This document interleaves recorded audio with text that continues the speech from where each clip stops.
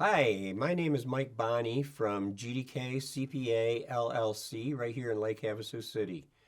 Myself and my business partner Dawn Bartell have more than 60 years experience in accounting and tax work. This program is brought to you by Healthy Empowered Local Proponent Program, otherwise known as H.E.L.P, sponsored by Lake Havasu Area Chamber of Commerce through a governor's grant. And we are very pleased to provide this program to you. I am a past board member of the Chamber and past chairman of the Chamber, so the Chamber is very near and dear to me. I am here to talk to you about business tax issues, business entity choices, budgeting, and retirement planning, both from the employer's standpoint and the employee's standpoint. So let's start off by discussing entity choices for a business. A business starting up has an opportunity to choose which form it decides it wants to be operating under, otherwise known as an entity choice. If you are all by yourself, a single member, then a sole proprietor is how you would typically start out with your business. As a sole proprietor, all business income and expenses are reported on the individual's personal income tax return on Schedule C. There is no liability protection offered to that sole proprietor. And like I said, all income and expenses are reported on their individual tax returns, both federal and state. Another choice of entity is a limited liability company, or LLC. You can have a single member LLC, or if you have partners or others interested in owning the business, you can have a multi-member limited liability company. With a single member LLC, it's what is called a disregarded entity in the eyes of the Internal Revenue Service. In other words, that entity does not exist for income tax purposes, and all income and expenses are recorded and reported on the personal income tax return of the individual owner. There is, however, limited liability protection, as the name indicates. In most instances, personal assets like your home, your vehicle, maybe a vacation home, are protected against liability lawsuits as a result of your operations or something done in the form or during the course of your operations. That's the basic difference between a single member LLC and a multi-member LLC taxed as a partnership. A limited liability, multi-member limited liability company is taxed as a partnership because there are more than one individual, and that's by definition a partnership. A partnership tax return must be filed, but I'll talk about that a little bit later on in this program. The third and final entity choice is a corporation, and within that choice there are two additional choices available to those who choose to incorporate. One is commonly known as a C corporation or a regular corporation. The other is more commonly known as a S corp or an S corporation, whereby income from the entity passes through to the individual owners. The S corporation pays no income tax, either federal or state. However, all of the income is passed through to the individual owners pro rata and is reported on the individual tax returns of the owners. I believe that very briefly, and that was a brief discussion on the entity choices. Moving on, once you start your business, it's highly advisable, and even for those who have been in business for a considerable amount of time, to have a budget, a business budget. A business budget is a roadmap of where the business intends to go in the coming year. By forming a budget or in formulating a budget, you start out with revenue, obviously. What are your sources of revenue? How much revenue do you expect to receive in a month, broken down monthly? Then you take the fixed cost, and fixed cost, as an example, rent, as one example of a fixed cost. That cost is going to repeat regardless of whether you receive a penny of revenue in that period or $100,000. The rent is fixed and it comes each and every month, so you have to plan for that. Next are variable costs. Variable costs in some instances include payroll, utilities, telephone, something that is directly related and in proportion to the revenue that is being generated on a percentage basis. The difference between the revenue and those two expenses is obviously the net profit. Hopefully it is a net profit, not a net loss. I suggest using a QuickBooks accounting software to enter the budget in. If you do not use that, you can use an Excel spreadsheet where you have the expenses along the left-hand side of the spreadsheet and the months across the top, and then a total column so that you can easily plug in your revenue and expenses on a monthly basis and have the Excel program calculate the net profit and the total for the year. In addition to that, a budget is not really of much benefit unless you're judging the actual results to the budgeted figures. By doing that, you have a real good idea of whether or not you are meeting those projections or that budget. QuickBooks, again, referring to an accounting software that I'm quite familiar with, QuickBooks has a feature where you can enter in the budgeted numbers and print a report, a budget to actual by month or by period. When you're just starting out, budgeting can be a difficult and laborious project to undertake because you have no historical data to go by. You're kind of guessing at what the revenue will be other than the fixed expense. If you rent office space or retail space, then you know what that rent is, but beyond that, you really have little knowledge about what those expenses might be. For an ongoing business, you have historical data to base your budget on. That would be the starting point of preparing a budget, is to pull up the historical data and make projections for the year that you're doing the budget for, based on an increase or decrease, as the case may be, depending on the economy and the location that you are operating in, as well as the industry that you are operating in. It would give you a good feel of what the income and expenses for the forthcoming year are going to be. That is a very brief explanation about budgeting. I suggest you Google business budgeting for more detailed information. Next, I want to talk a little bit about retirement planning. Retirement planning to many people is very complex and confusing, so they tend to stay away from it. It's neither of those. It is neither complex nor confusing once you get a good grasp on how the various systems work. Starting off with the employer side of retirement planning, there are a multitude of available retirement plans that are available to small businesses.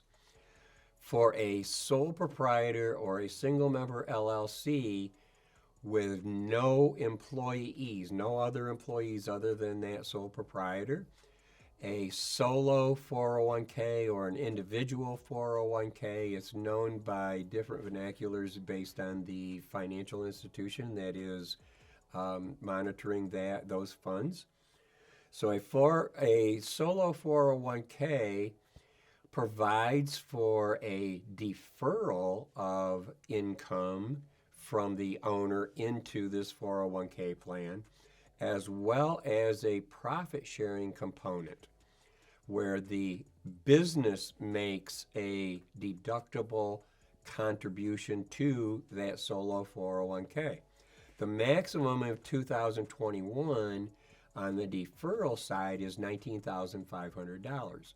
So a sole proprietor or a single member LLC, or for that matter, an S corporation with no other employees can have this type of a program and defer $19,500 off the top, regardless of revenue from that business. The other component of that business is the employer match. Keeping in mind that a sole proprietor is both the employee and the employer in this instance, the employer can have a profit sharing match equal to 25% of the net income of that business for the year without regards to the deferred amount. As long as the combined salary deferral and the company match, profit sharing match, does not exceed $58,000.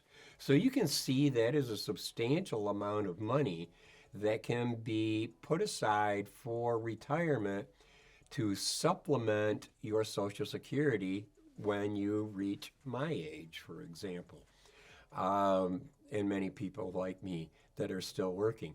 However, I would rather have my money placed in something like that rather than have the government control what I receive and when I can receive it and at what age I want to receive it.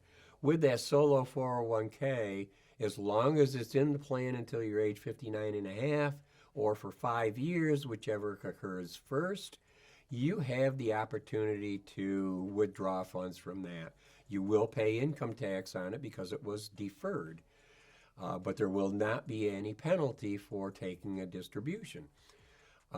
If you want to avoid taking a distribution, I suggest having written into the plan a loan provision in that plan whereby the owner can borrow funds from the plan rather than taking distributions.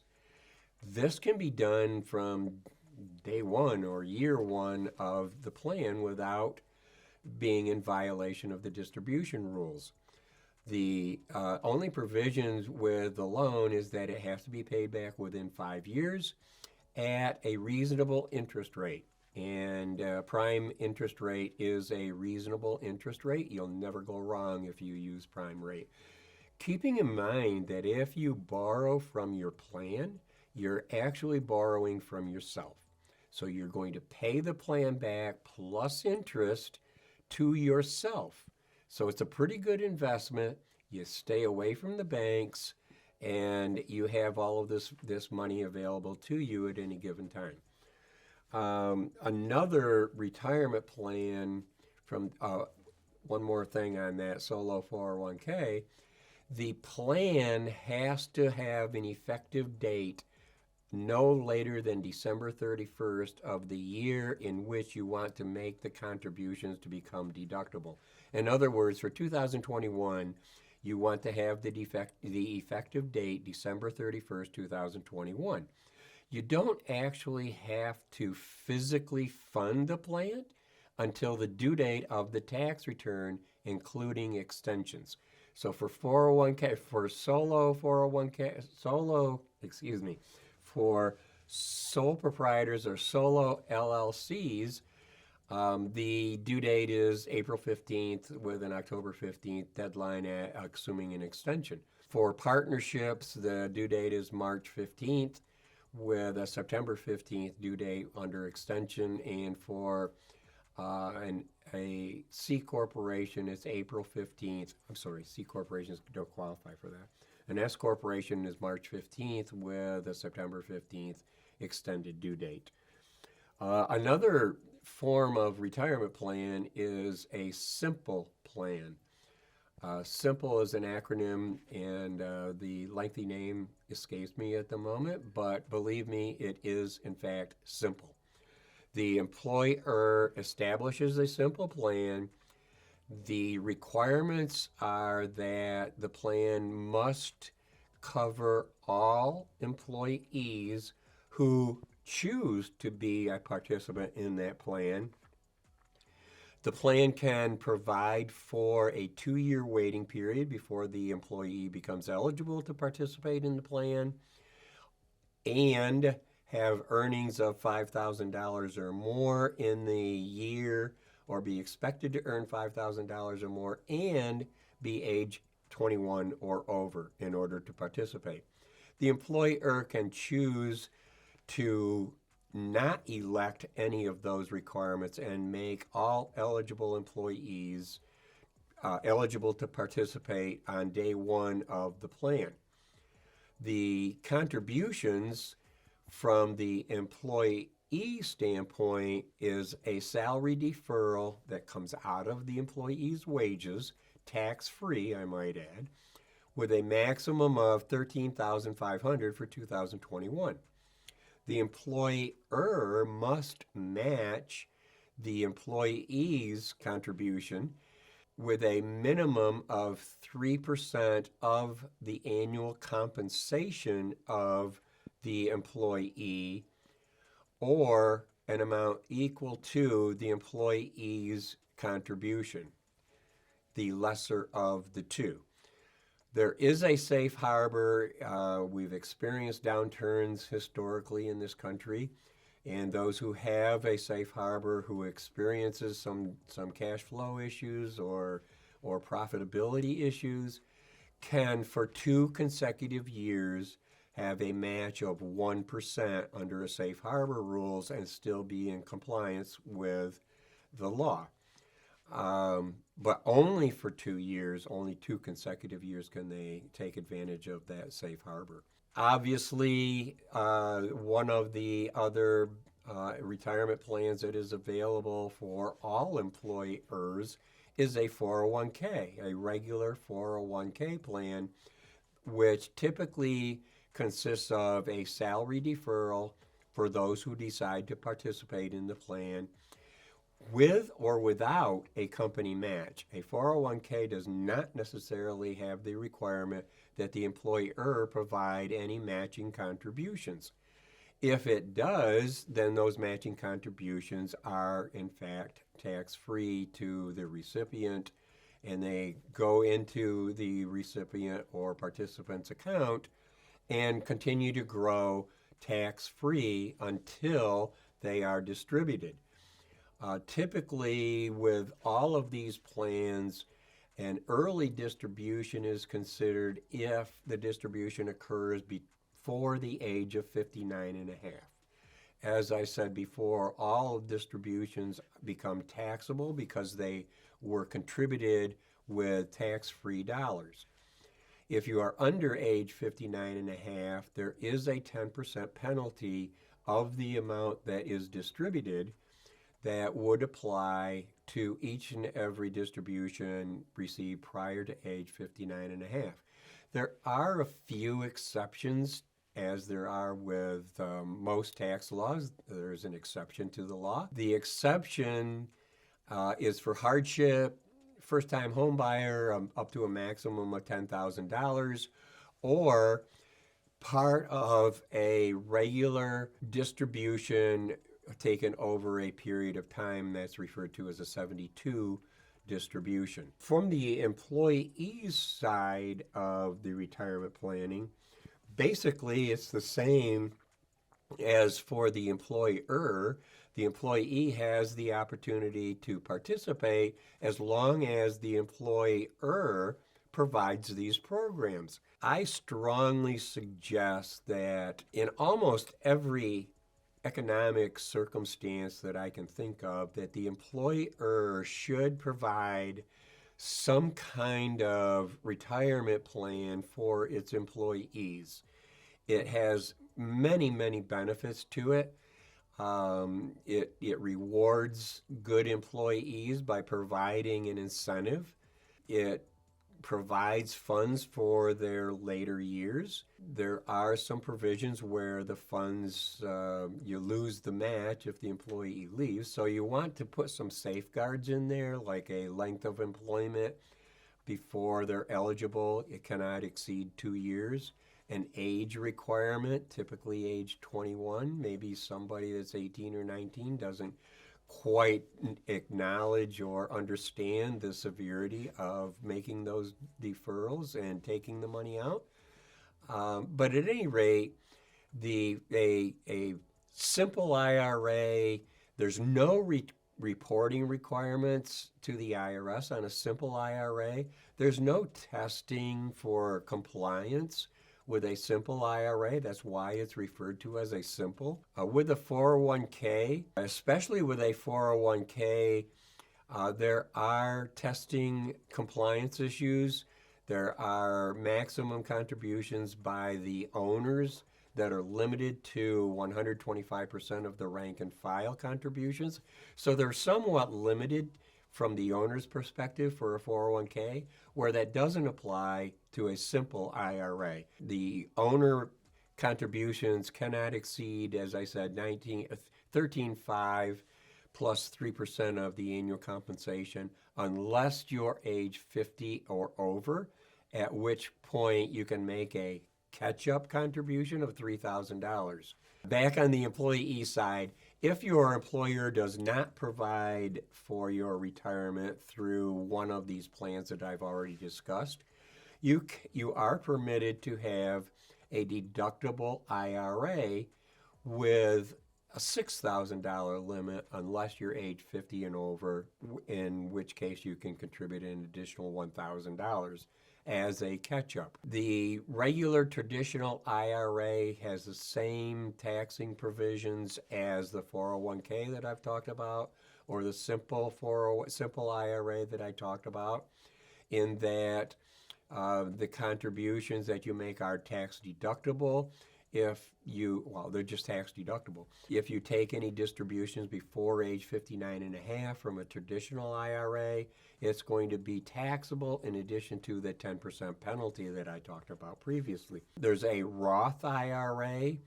The contributions to a Roth IRA are not tax deductible, so there's no immediate tax benefit of a Roth IRA. The benefit comes when you receive those or take those distributions, again, at age 59 and a half or older, in that the contributions and the earnings on those contributions are distributed free of all income taxes. No federal tax, no state of Arizona income tax on those distributions from a Roth 401k. So you have to weigh the advantage and disadvantage of deciding between a Roth IRA or a regular traditional IRA. And that calculation, it basically is on an individual facts and circumstance basis, taking into consideration the age of the person, the longevity of how long they intend to be in the workforce, the tax rates, the current tax rates. Nobody, and if anybody claims they can project 15 or 20 years from now what the tax rates are going to be, I call them a liar. I can't predict what 2022's tax rates are going to be.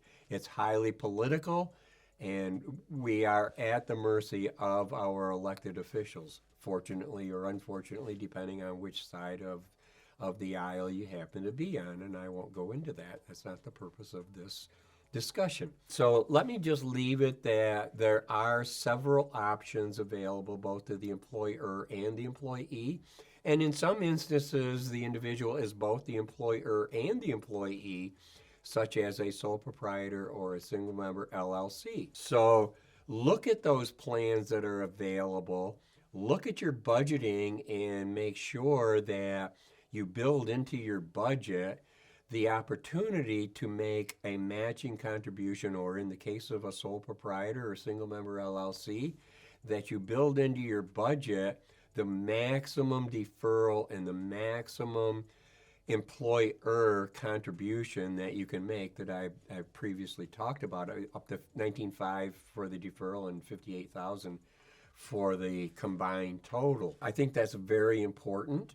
Not only do you get a current year's tax deduction for that money, but it's going to grow over a period of time and be only taxable at the tax rate in the year in which you take those distributions. Going back to the IRA and the 401ks, there is other than the Roth IRA, there is a required minimum distribution by law.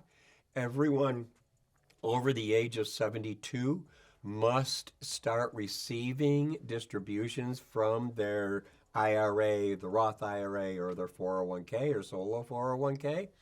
The calculation to determine what your required minimum distribution is to take all of those IRAs or 401ks, add them all up as of December 31st of the previous year.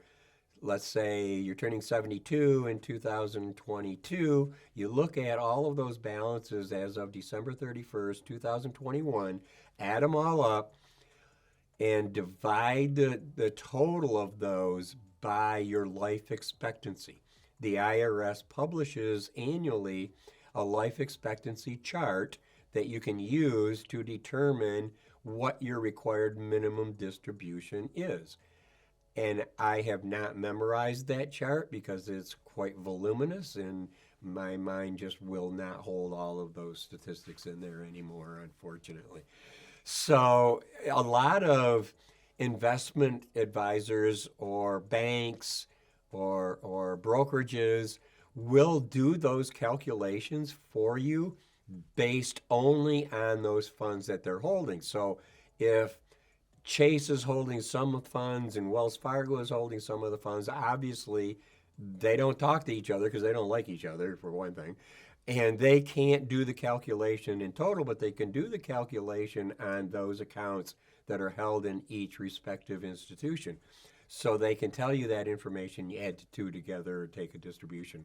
You don't have to take the distribution out of any individual 401k or IRA. You just have to take it out of one to meet the required minimum distribution. Failure to receive or take that required minimum distribution has a pretty hefty, well, I don't want to say penalty, but it is a penalty. The IRS calls it an excise tax. A tax by any other name or a penalty by any other name is a tax and or a penalty. It's 50% of the amount that was required to be distributed. So if you're required to take a minimum distribution of $4,000 and you didn't, when you take it, you're going to be penalized $2,000. And that goes for every single year that you fail to take a required minimum distribution. So I advise everyone who is watching this, if you are over age 72, have an IRA or a 401k, you quickly check into a required minimum distribution and make sure you take it prior to December 31st. The year that you turn 72, you have an option of taking it in that year that you turned age 72 or by April 1 of the year following. If you wait until April 1 of the year following the year you reached age 72, guess what? You're going to have to take two distributions in that year to get caught up. So depending on your financial circumstances and whether you need those funds, you make the choice whether you take it in the year of distribution or take it by April 1 of the year following, realizing that you need to take two distributions in that year. Thank you for watching. I'm Nikki Nickel, and today's program was brought to you by the Lake Havasu Area Chamber of Commerce, sponsored by a special grant from the Arizona Governor's Office. For more helpful content, click on the link below, right in the description.